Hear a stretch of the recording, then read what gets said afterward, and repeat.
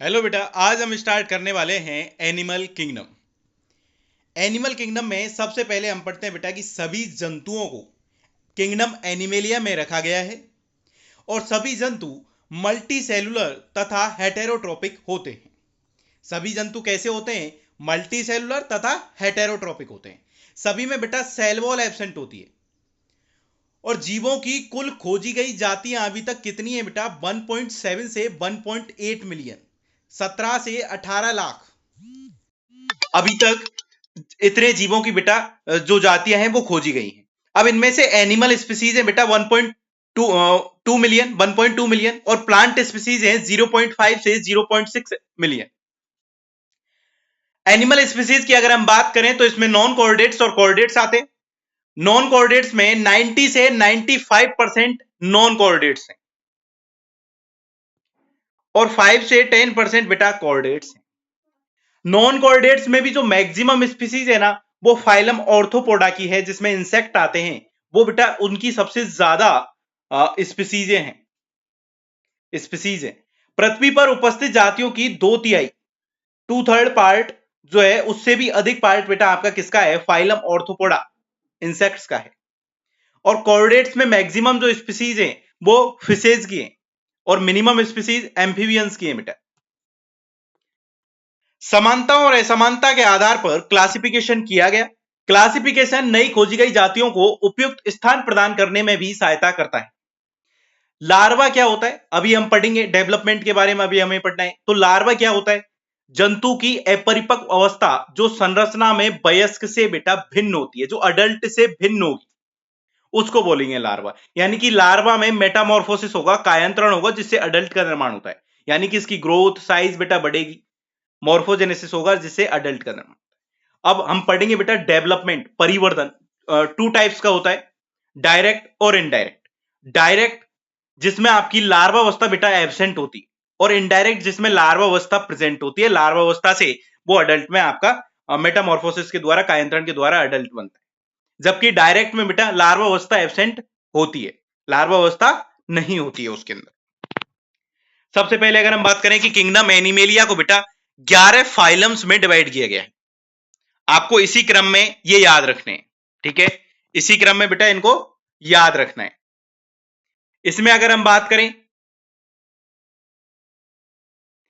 कौन कौन से आते हैं, तो Porifera, Coelenterata, Ctenophora, Platyhelminthes, Aschelminthes, Annelida, Arthropoda, Mollusca, Echinodermata, Hemichordata और कॉर्डेटा। ये बेटा आपके सारे 11 फाइलम है। ये आपको इसी क्रम में याद रखने। इसी क्रम में बेटा हम इनको पढ़ेंगे। इसी क्रम में याद रखने से हमें आगे भी हेल्प मिलेगी जब हम इनके कुछ कैरेक्टर्स देखेंगे तो उनमें। तो Porifera, Coelenterata, Ctenophora, Platyhelminthes, Aschelminthes, Annelida, Arthropoda, Mollusca, Echinodermata, Hemichordata और कॉर्डेटा, जो कि सबसे विकसित जंतु हैं। जटिलता की अगर हम बात करें या फिर कहें कि अधिक विकसित जंतु, तो जैसे जैसे बेटा हम पोरीफेरा से कॉर्डेटा की तरफ बढ़ रहे हैं, तो जटिलता आपकी बढ़ती जा रही है। और जो एनिमल्स हैं वो बेटा विकसित होते जा रहे हैं। तो सबसे अधिक विकसित कौन हो गया? कॉर्डेटा, ठीक है।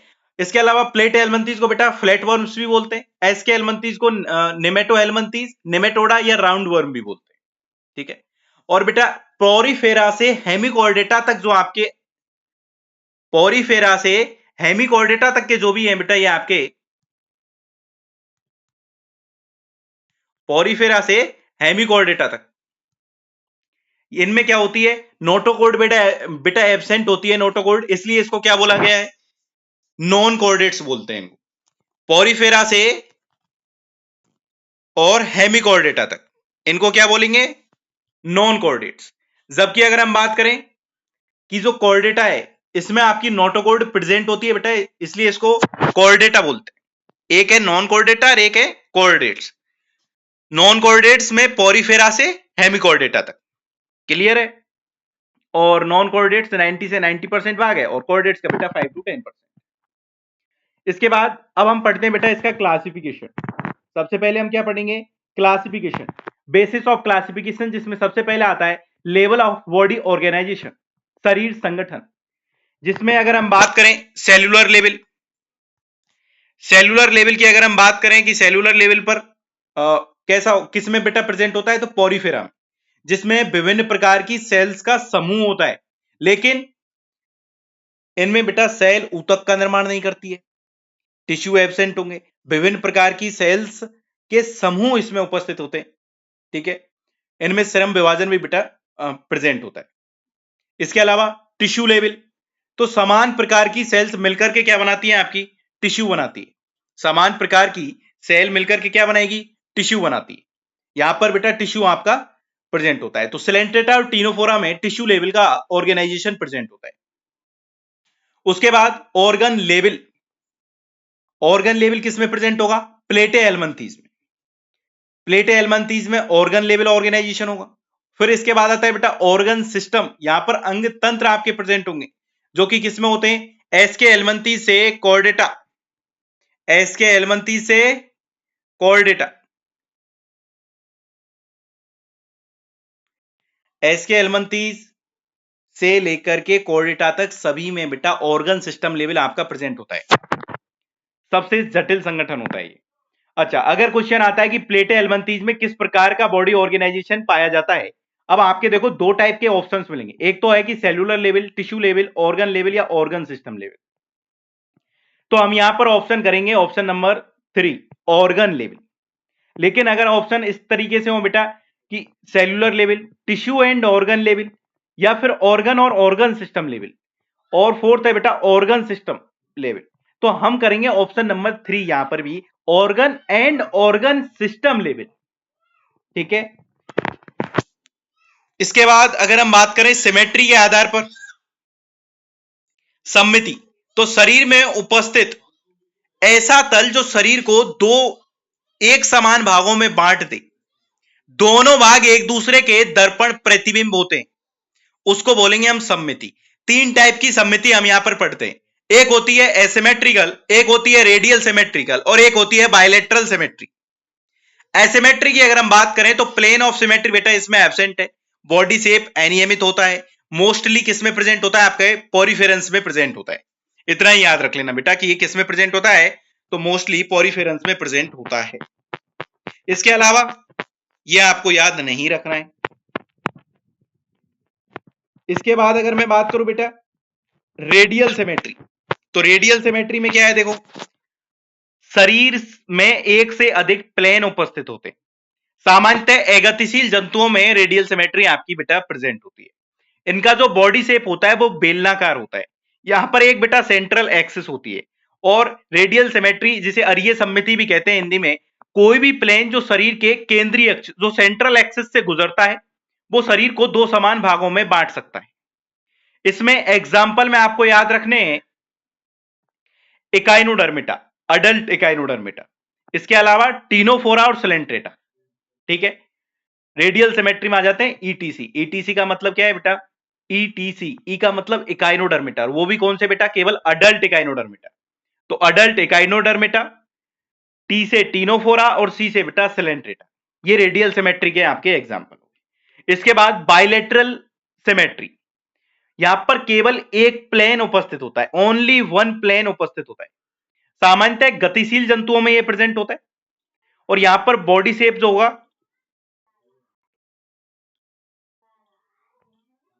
यहां पर बॉडी शेप फ्लैट होता है। बॉडी शेप कैसा होगा बेटा, फ्लैट, फ्लैट बॉडी शेप होता है। इसके अलावा यह किस में प्रेजेंट होता है, तो इकाइनोडर्मिटा के लार्वा में, अडल्ट में नहीं बेटा, अडल्ट में रेडियल सिमेट्री होती है। इकाइनोडर्मिटा का जो लार्वा है उसमें आपकी बायलेटरल सिमेट्री होती है। इसके अलावा प्लेटे हेलमंथी से कॉर्डेटा तक, प्लेटे हेलमंथी से लेकर के कॉर्डेटा तक सभी में बायलेटरल सिमेट्री होती है, केवल इकाइनोडर्मिटा अडल्ट को छोड़ दो बस। इसके बाद अगर हम बात करें सर्कुलेशन, तो दो टाइप का सर्कुलेशन होता है, एक होता है ओपन टाइप और एक होता है क्लोज्ड टाइप। ओपन टाइप की अगर हम बात करें तो यहां पर जो ब्लड होगा वो हीमोसील कैविटी में भरा होता है, शरीर की सेल्स टिश्यू ब्लड में डूबे हुए होते हैं। और एग्जाम्पल में क्या आएगा, हेमा। और मैं हेमा की जगह अगर मैं कहूं बेटा कि इसको हेमा की जगह ए हटा दो, यहां से ए की जगह क्या याद रखना आप, ओ याद रखना, ताकि बिल्कुल कंफ्यूजन ना हो। यहां पर क्या याद रखोगे बेटा, ओ। ए से आपके कंफ्यूजन हो सकता है, तो आप ओ याद रखना।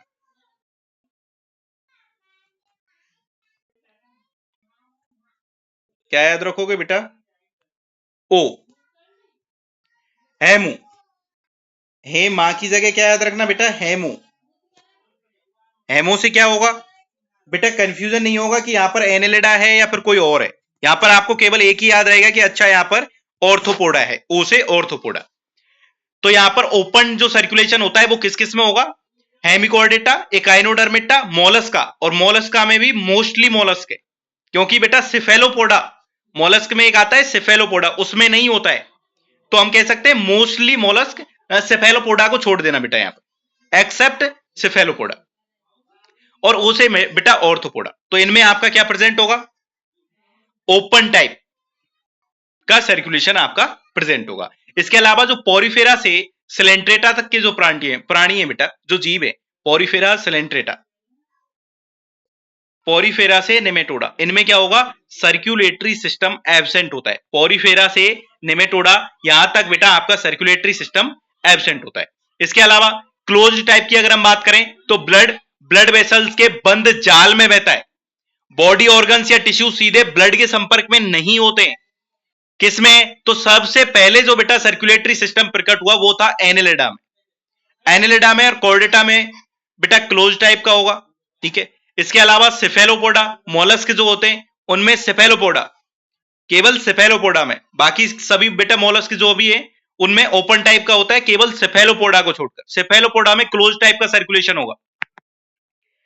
तो आपको यह याद रखना है ओपन टाइप किस में होगा? हेमिकोर्डेटा, एकाइनोडर्मेटा, मोलस्क और ऑर्थोपोडा। इसके अलावा पॉरीफेरा से नेमेटोडा सर्कुलेटरी सिस्टम एब्सेंट होता है।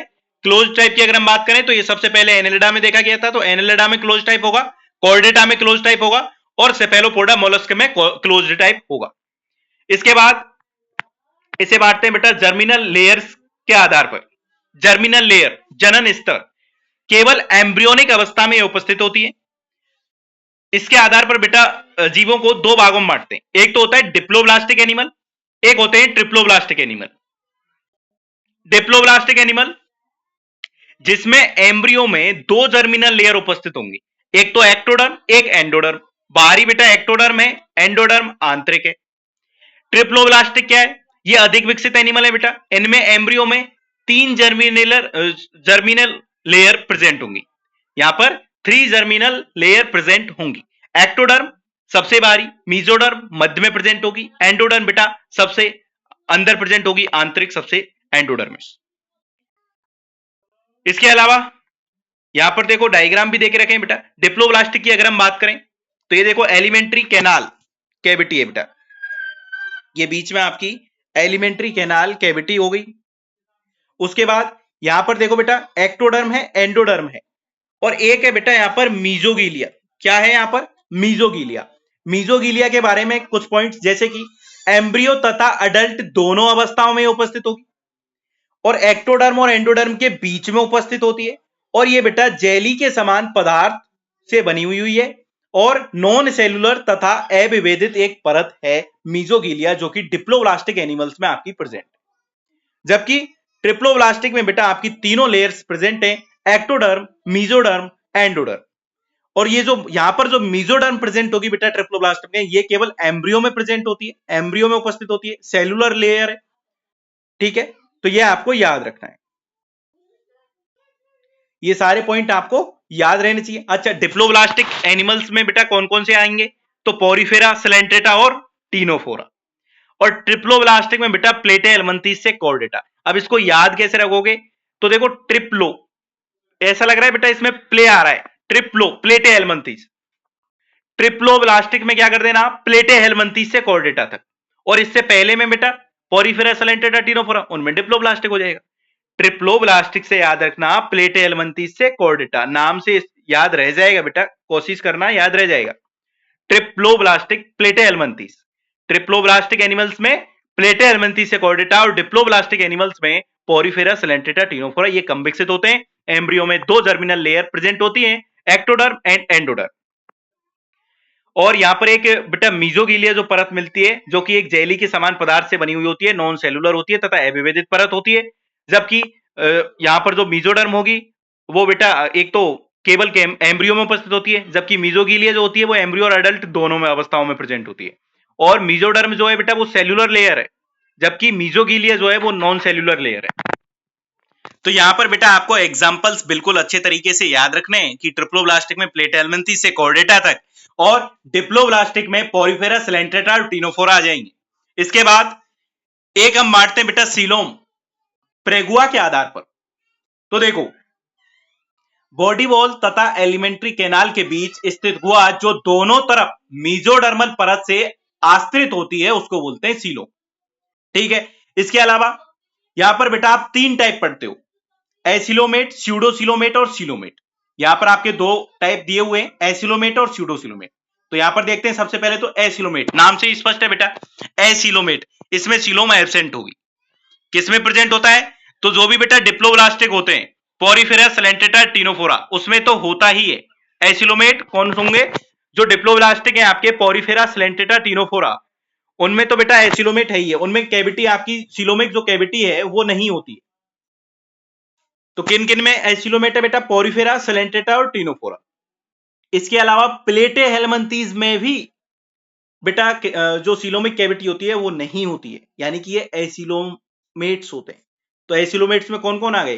पोरिफेरा, सिलेंट्रेटा, टिनोफोरा और प्लेटे हेलमंथीज। इसके अलावा स्यूडोसिलोमेट में आपको क्या याद रखना है? यहां पर बेटा कैविटी प्रेजेंट होती है और मीजोडर्म भी प्रेजेंट होगी, जबकि एसिलोमेट में केवल प्लेटे हेलमंथीज में मीजोडर्म प्रेजेंट थी, बाकी सभी में मीजोडर्म एब्सेंट थी। परंतु कैविटी मीजोडर्मल लेयर से आश्रित नहीं होती है। बॉडी वॉल तथा एलिमेंट्री कैनाल के बीच जो कैविटी बेटा प्रेजेंट होती है, जो गुहा पाई जाती है, जो मीजोडर्मल आस्तर से आश्रित नहीं होती है, परंतु मीजोडर्मल पाउच गुहा में बिखरे हुए होते हैं। यहां पर बेटा एक पाउचेज के रूप में ये मीजोडर्मल जो लेयर होती है ये आपकी प्रेजेंट होती है, और ऐसी गुहा को बोलते हैं स्यूडोसिलोम। उसको क्या बोलते हैं बेटा? स्यूडोसिलोम। ऐसे एनिमल्स को क्या बोलेंगे? सीडोसिलोमेट। एग्जाम्पल में आ जाता है नेमेटोडा, एसके हेलमंथीज। स्यूडोसिलोमेट में क्या आ जाएंगे बेटा? SK helminths. ठीक है, यहां पर आपकी मीजोडर्मल पाउच प्रेजेंट होते हैं। ठीक है, जबकि एसिलोमेट में बेटा solid mass of mesodermal cell होगा, कैविटी एब्सेंट होगी। और ये कैविटी किस किस के बीच में पाई जाती है? तो ये भी याद रखना, बॉडी वॉल और एलिमेंट्री कैनाल के बीच में बेटा सीलोमिक कैविटी आपकी होती है, जो कि मीजोडर्मल आश्रित होती है, उसको बोलते हैं सीलोम। तो जो कि एसिलोमेट में एब्सेंट होगी, स्यूडोसिलोमेट में बेटा मीजोडर्मल पाउच के रूप में वो बिखरी हुई होती है। स्यूडोसिलोमेट किसमें प्रेजेंट होता है? तो एसके हेलमंथीज में। और बेटा एसिलोमेट किसमें प्रेजेंट होता है? पोरिफेरा, सिलेंट्रेटा, टिनोफोरा और प्लेट हेलमंथीज में। इसके अलावा बाकी सभी में सिलोमेट बच गया। सिलोमेट जिसमें आपकी ट्रू कैविटी बेटा प्रेजेंट होती है, सिलोम कैविटी प्रेजेंट होती है। और यहां पर आपका मीजोडर्मल लाइनिंग बेटा देखो कंप्लीट मिलेगी, पाउचेज नहीं है, पूरे कंप्लीट है बेटा। और ट्रूसिलोम भी उत्पत्ति के आधार पर दो टाइप के होते हैं, एक होता है साइजोसिलोम और एक होता है एंटीरोसिलोम। हालांकि ये एनसीईआरटी में इतना डिटेल में नहीं है, लेकिन थोड़ा बहुत इसको बेटा बस याद रख लेना। बाकी अगर आप चाहें तो डायरेक्ट इसको याद रख लेना कि सिलोमेट कौन कौन से, इतना तो याद रखना। साइजोसिलोम ऐसे सिलोम जिसका निर्माण मीजोडर्मल सेल के टूटने से या अलग होने से होता है, उसको बोलते हैं बेटा साइजोसिलोम। और एंटीरोसिलोम ऐसी सिलोम जिसका निर्माण एलिमेंट्री कैनाल की मीजोडर्मल अतिवृद्धि से होता है, उसको बोलते हैं एंटीरोसिलोम। एंटीरोसिलोम में आते हैं बेटा कॉर्डेटा, हेमिकॉर्डेटा और इकाइनोडर्मेटा। और साइजोसिलोम में आते हैं मोलस्का, एनलेडा, ऑर्थोपोडा। ठीक है, ये सारे किस में आ जाएंगे? साइजोसिलोम में। और बाकी क्या आ जाएंगे बेटा? आपके एंटीरोसिलोम में। बस इतना ही याद रख लेना। इसके बाद बॉडी प्लेन, शरीर प्रणाली के आधार पर भी बेटा कुछ आपके बांटे गए हैं, जैसे कि सेल एग्रीगेट, बॉडी प्लान, कोशिका समुच्चयन प्रणाली हिंदी में। तो सेल एग्रीगेट क्या होता है बेटा? ढीली बंधी सेल्स का समूह, ढीली बंधी सेल्स का समूह जिसमें प्रेजेंट होगा। यहां पर बेटा डाइजेस्टिव सिस्टम एब्सेंट होता है और इंट्रासेलुलर डाइजेशन होता है। एग्जाम्पल में आ जाएगा पोरीफेरा। सेकंड है बेटा ब्लाइंड सेक बॉडी प्लान, अंधकोश प्रणाली। एलिमेंट्री कैनाल की केवल एक ओपनिंग होगी। यहां पर क्या होगा? एलिमेंट्री कैनाल की केवल एक ओपनिंग होती है, यानी कि माउथ और एनस दोनों का बेटा एक ही ओपनिंग होगी, जो माउथ और एनस दोनों का कार्य करती है। यहां पर केवल एक ही ओपनिंग होती है और अपूर्ण पाचन तंत्र उपस्थित होता है। एग्जाम्पल में कौन कौन से आ जाएंगे बेटा ब्लाइंड सेक में? सेलेंटेटा, टीनोफोरा, प्लेटेहेलमिन्थीज। तीन एग्जाम्पल है, तीनों को बेटा आपको याद रखना है। तीनों फाइलम्स जो इसमें आते हैं ब्लाइंड सेक बॉडी प्लान में, सेलेंटेटा, टीनोफोरा, प्लेटेहेलमिन्थीज। इसके अलावा tube with in tube body plan, alimentary canal के यहां पर दो द्वार होते हैं, माउथ और एनस, दोनों बेटा अलग अलग होंगे, ठीक है। और पूर्ण पाचन तंत्र प्रेजेंट होता है। तो बाकी सभी में ये आपका एसके एलमंथीज से बेटा स्टार्ट होता है, ट्यूब विद इन ट्यूब, और आपका एसके एलमंथीज के बाद Mollusca, Annelida, arthropoda, Chordata, Hemichordata, echinodermata सभी में आपका प्रेजेंट होता है। इसके अलावा डाइजेशन की अगर मैं बात करूं तो डाइजेशन बेटा हम तीन टाइप का पढ़ते हैं। कैसा? एक तो होता है इंट्रासेलुलर डाइजेशन, एक होता है एक्स्ट्रा सेलुलर डाइजेशन, और एक होता है कि जिसमें दोनों प्रेजेंट है। तो देखो इसको याद भी ऐसे ही रखना बेटा कि सबसे पहले जो कम विकसित थे बिल्कुल स्टार्टिंग से अगर हम बात करें, पोरिफेरा, इंट्रासेलुलर डाइजेशन, सेल के अंदर ही पाचन होता था। उसके बाद बेटा दोनों ही हो गए। पोरिफेरा के बाद कौन सा आता है? सेलेंटेटा, टीनोफोरा। तो सेलेंटेटा और टीनोफोरा दोनों में ही बेटा बोथ एक्स्ट्रा सेलुलर भी है और इंट्रासेलुलर भी है। पहले एक्स्ट्रा सेलुलर पाचन पाचन तंत्र में होता है, उसके बाद इंट्रासेलुलर पाचन होता है। किसमें? सेलेंटेटा और टीनोफोरा में। उसके बाद कहा कि यार एक्स्ट्रा सेलुलर ही ठीक है, तो फिर एक्स्ट्रा सेलुलर डाइजेशन बाकी सभी में बेटा एक्स्ट्रा सेलुलर प्रेजेंट होता है आपका कॉर्डेटा तक। पाचन आहार नाल में होता है। तो कैसे याद रखेंगे? जैसा आपने क्रम बेटा फाइलम्स का पढ़ा है उसी क्रम के आधार पर पढ़ना कि पोरिफेरा में इंट्रासेलुलर है, पोरिफेरा के बाद दो में दोनों हैं, दो जो फाइलम्स हैं उनमें दोनों हैं, both extra cellular and intracellular. किसमें? पोरिफेरा के बाद कौन सा आ गया? सेलेंटेटा एंड टीनोफोरा। उसके बाद एक्स्ट्रा सेलुलर जो डाइजेशन होगा वहां उसमें आ जाएंगे आपके प्लेटे एलमंथीज से कॉर्डेटा। तो प्लेटे एलमंथीज से कॉर्डेटा तक में आपका कौन सा डाइजेशन आ जाएगा? एक्स्ट्रा सेलुलर डाइजेशन आ जाएगा। उसके बाद आते हैं बेटा सेगमेंटेशन। सेगमेंटेशन विखंडन, ट्रू सेगमेंटेशन उत्पत्ति में बेटा भ्रूणीय होता है, कॉल्ड एज मेटामेरिक सेगमेंटेशन भी इसको बोलते हैं। ट्रू सेगमेंटेशन को क्या बोलते हैं बेटा? Metameric segmentation. किसमें प्रेजेंट होता है? तो एनलेडा, ऑर्थोपोडा और कॉर्डेटा में यह प्रेजेंट होता है। कुछ जंतुओं में शरीर बाह्य तथा आंतरिक रूप से खंडों में विभक्त होता है और कुछ अंगों की क्रमिक पुनरावृत्ति करता है, उसको बोलते हैं सेगमेंटेशन, मेटामेरिक सेगमेंटेशन, ठीक है। एनलेडा में भी आपका एक एग्जांपल देके रखा है बेटा एनसीईआरटी में, अर्थवॉर, तो इसको भी याद रखना, एनलेडा में अर्थवॉर। बाकी के आपको तीन एग्जांपल, तीन फाइलम्स के जो बेटा एग्जांपल है आपको ये याद रखने हैं, एनलेडा, ऑर्थोपोडा, कॉर्डेटा। एनलेडा में भी कौन सा? अर्थवॉर में याद रखना। इसमें क्या होता है? कुछ जंतुओं में शरीर बाह्य तथा आंतरिक रूप से खंडों में विभक्त होता है और कुछ अंगों की क्या करता है? क्रमिक बेटा पुनरावृत्ति करता है, उसको बोलते हैं सेगमेंटेशन। उसके बाद आता है नोटोकोड।